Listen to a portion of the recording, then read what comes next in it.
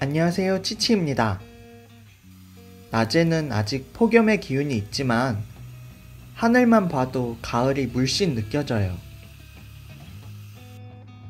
이제는 제법 차가운 바람이 불어서 그늘에 서 있으면 에어컨을 틀어놓은 듯이 시원합니다.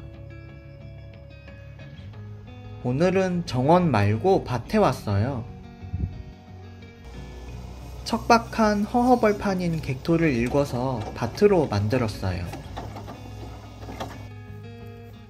토양 개량은 시간이 오래 걸리는 작업이기 때문에 올 한해는 정원 식물이 아닌 야채를 심었습니다. 물론 첫 해이기 때문에 성공적인 농사를 기대한 건 아니고요. 농업인이나 조합원 등록을 위한 여러 과정도 필요하고 척박한 토양을 유연하게 만드는 데에는 식물이 가장 큰 역할을 하기 때문에 겸사겸사 이렇게 운영 중이에요. 9월이 지나 가을로 접어들면 김장 채소를 심을 때입니다. 기존에 여름 채소를 심은 자리를 비우고 시비를 하고 개간을 해놨어요. 그리고 한쪽 자리를 비웠는데 무를 심을 자리예요. 김장무는 8월 말에서 9월 초에 파종하는데 여기는 추위가 빨리 찾아와서 8월 26일에 작업을 했습니다. 땅을 비워둔 이유는 이 자리는 땅이 아닌 텃밭을 사용해보고 싶어서 비웠어요. 예전에 협찬받은 틀밭은 거실 앞에서 아직도 잘 사용하고 있는데 이번에는 올리버 가든에서 다른 제품을 제공받아서 설치를 해보려고 합니다.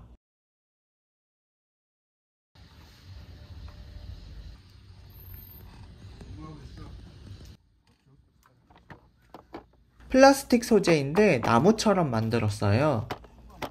생각보다 더 튼튼한 느낌이에요. 저 완전 똥손인 거 아시죠?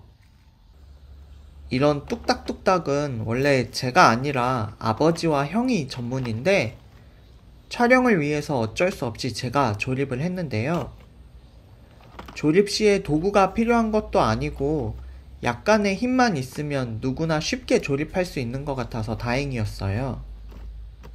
저는 설명서 잘 안 보고 일단 뭐든 손 대고 보는 타입이라서 비싼 가전제품은 제가 손대면 망가져서 절대 건드리지 않는데 올리버 가든의 플랜트 박스는 설명서를 보지 않아도 조립이 가능할 것 같아요. 만들어 보니까 측면의 긴 부분부터 조립하는 게 편한 것 같아요. 두 면의 양 끝을 맞대고 연결고를 끼우기만 하면 끝입니다.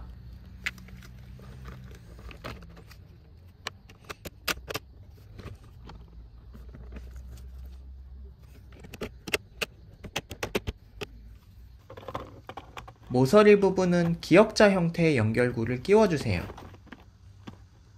작업이 힘든 것보다 촬영 때문에 햇빛 아래에서 작업하느라 더 힘들었어요.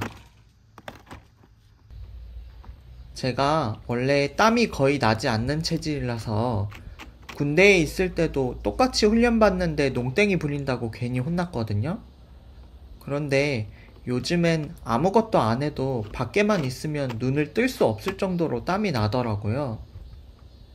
요즘엔 폭염 더위가 정말 무서우니까 여러분들도 야외 작업할 때에는 조심하세요. 중심에 틀밭을 지지하는 와이어만 연결하면 끝이에요. 플라스틱 재질이기 때문에 무겁지 않아서 이동도 편리합니다. 가로 150cm, 세로 75cm, 높이는 25cm 규모인데 텃밭으로 운영하기에 딱 적당한 크기 같아요. 원래는 고르게 평탄화된 땅 위에 라인을 그어서 비뚤어지지 않게 설치를 하는 게 맞는데 이미 땀을 너무 흘리고 더위에 정신이 오락가락해서 땅을 어떻게 할 생각은 하지도 못하고 그냥 놓았어요. 흙을 채우면 끝인데 기존의 흙이 너무 척박해서 개량을 좀 했습니다. 원래 무는 비옥한 토양을 좋아하지 않아요.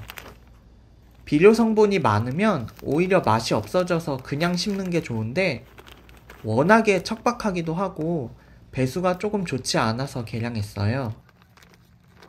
무나 당근 등과 같이 뿌리를 먹는 채소는 흙이 너무 무겁고 단단하면 제대로 뿌리를 뻗지 못해서 찌그러지거나 기형으로 성장하기 쉬워요. 그래서 비옥하지는 않아도 약간 가볍고 부드러운 토양이 좋습니다. 저는 상토와 퇴비를 기존 흙과 섞었어요. 추가로 복합비료와 석회, 붕소, 토양 살충제도 함께 뿌렸는데 권장하는 방법은 아니에요. 원래는 동시에 작업하는 게 아니라 토양 개량 후에 2주 정도 지나서 작업을 해야 하는데 저는 시기를 놓쳐서 파종 2주 전에 토양 작업을 하느라 한꺼번에 했어요. 대신에 양을 줄여서 사용했으니까 참고해주세요.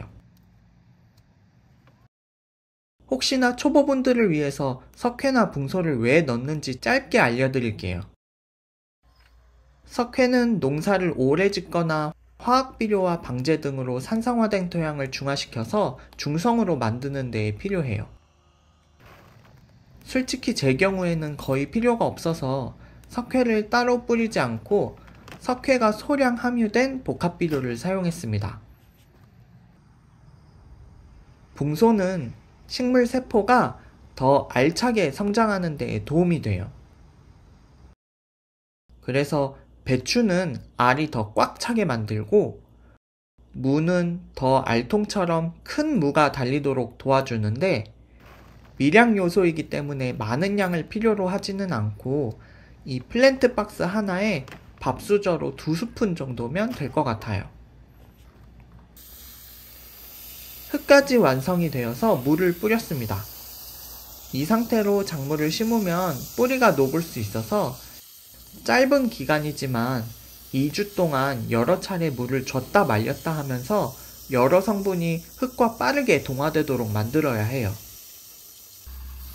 물론 파종 한 달 전쯤부터 여유있게 작업한다면 굳이 이렇게 고생하지 않아도 괜찮습니다.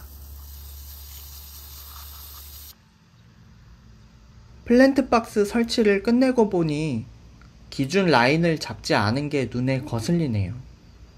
정렬이 맞지 않고 삐뚤빼뚤한 게 영 안 예뻐 보여요. 플랜트 박스는 설치가 쉽고 가벼운 점은 좋은데 무거운 흙을 채우다 보니 중심부가 뒤틀려 있네요. 좀 더 평탄한 땅에 가벼운 흙을 채우거나 흙을 덜 채우면 괜찮을 것 같기는 하지만 그래도 아쉬운 점이에요. 플랜트 박스를 만들고 정확히 2주가 지났어요. 물을 파종하러 왔습니다.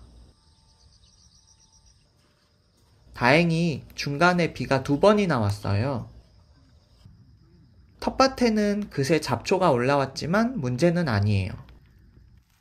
이렇게 어린 잡초는 겉 토양만 훑어내도 뿌리가 흔들려서 쉽게 제거가 되거든요. 흙에 살짝 고랑을 내고 씨를 뿌립니다. 김장무는 규모가 꽤 큰 채소이기 때문에 30cm 정도 간격으로 심어주는데 모든 파종이 그렇듯이 씨를 한 개만 넣지 않고 3개 정도를 한 대에 뿌립니다. 씨를 모두 심고 난 뒤에는 흙을 다시 살짝 덮어요. 수시로 관리가 가능하다면 이때 씨 뿌린 곳을 손으로 눌러서 씨가 확실히 자리를 잡을 수 있게 하고 싹이 트고 나서 관수를 해도 괜찮지만 저는 거의 주말 농장에 가까워서 그러다가는 싹이 트는 것과 동시에 말라 죽을 수 있기 때문에 손으로 누르지 않고 수압을 약하게 해서 물을 줬어요.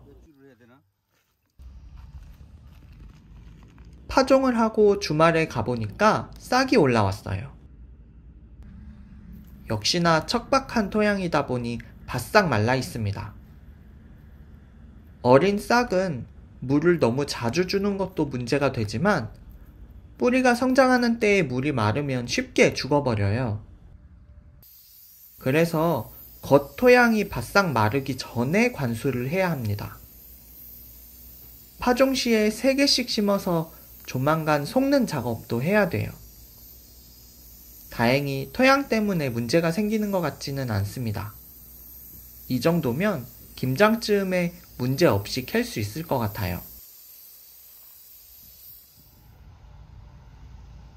벌써 2024년도 거의 다 지나갔어요.